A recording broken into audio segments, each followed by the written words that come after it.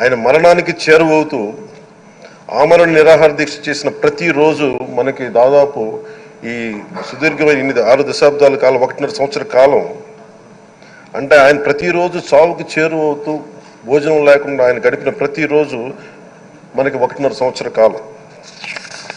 అలాంటి నేపథ్యంలో అలాంటి మహోన్నతుడు శ్రీ పొట్టి శ్రీరాములు గారి త్యాగాన్ని కనుక మనం ఈ సభలో ప్రజా సంక్షేమం కోసం మాత్రమే చర్చలు జరగాలి, వాదోపవాదాలు హద్దులు దాటకుండా ఉండాలి, వ్యక్తిగత దూషణకి తావివ్వకుండా ఉండాలి.